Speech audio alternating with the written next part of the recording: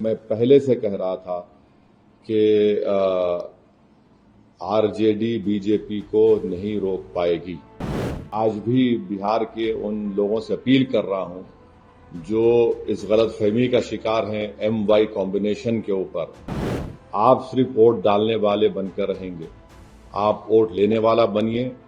इससे दो फायदा होगा, आपकी लीडरशिप बनेगी और आपके जरिए से आप कम्युनल और फाशिस्ट फोर्सेस को रोक पाएंगे। ये सियासत है। मैं अपनी पार्टी को लेके आगे बढ़ना चाहता हूं। मैं किसी के इंतजार में या फिराक में नहीं ठहर सकता। मैं बलरामपुर से बहुत अच्छे वोट हसनैन साहब ने लिया है और मगर उनको कामयाबी नहीं मिली। अरारिया से भी अच्छे वोट हमको मिले हैं मुख्तलिफ मकामात से। तो हमारी कोशिश है कि इसको और हमारी पार्टी को मजबूत किया जाए और मैं फिर से बिहार की आवाम का शुक्रगुजार हूं। और ख़ास तौर से मैं पहले से कह रहा था कि आरजेडी बीजेपी को नहीं रोक पाएगी। आप मेरे स्पीचेस उठाकर देख लीजिए, मैंने ये बात कही थी। मैं बार बार आज भी बिहार के उन लोगों से अपील कर रहा हूं जो इस गलतफहमी का शिकार हैं एम वाई कॉम्बिनेशन के ऊपर। मैं पहले भी कहा, असेंबली इलेक्शन के दौरान भी कहा और आज भी कह रहा हूं, आप सिर्फ वोट डालने वाले बनकर रहेंगे, आप वोट लेने वाला बनिए। इससे दो फायदा होगा, आपकी लीडरशिप बनेगी और आपके जरिए से आप कम्युनल और फाशिस्ट फोर्सेस को रोक पाएंगे। तो ये मुझे अपने ख्यालात का इजहार करना था। अगर आपके पास कोई सवालात हैं तो जरूर मैं उन सवालात का जवाब दूंगा।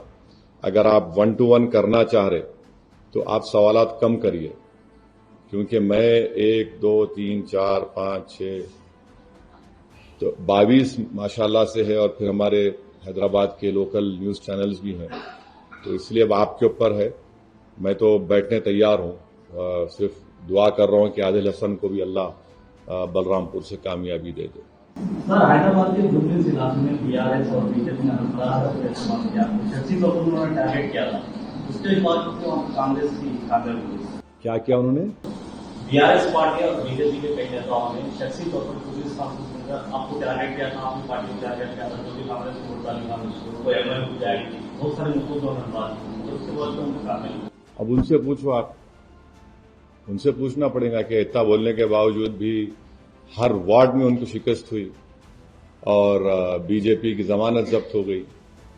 अब तो लोगों को सोचना चाहिए कि जुबली हिल्स की आवाम ने जो फैसला लिया है वो उसको कबूल करना चाहिए। हम भी बिहार में नहीं जीते। क्या मैं भी बोलूं कि हमारे हसनैन साहब ठाकुरगंज से 78,000 वोट लेके हारे?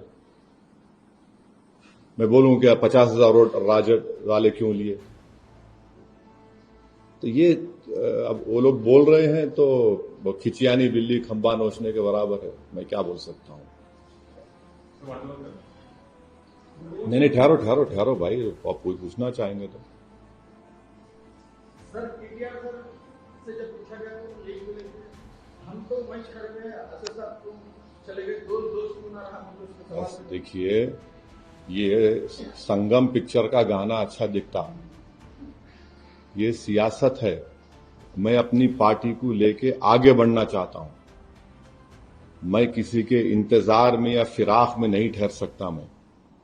मैं आपको पहले से बोला था जब आप तमाम लोग दारुसलाम को आए थे कि क्यों आप नवीन यादव की तायीद कर रहे। मैं आपको बोला था कि बीआरएस का वोट गिर गया है, अब इससे बढ़ के प्रूफ आपको क्या होना। आप वहीं ठहरे रहिए। मैं तो रोक नहीं पाऊंगा, मगर मैं नहीं ठहर सकता ना। मैं एक पार्टी का जिम्मेदार हूं। मेरे को अपनी पार्टी को जब लेके हम बिहार जा रहे हैं, उत्तर प्रदेश में काम हो रहा है शौकत साहब की क़यादत में, वो भी आके बड़ी मेहनत किए, सब लोग आए। तो अब इसमें क्या, अब मैं क्या बोल सकता हूं? अब उनको सोचना चाहिए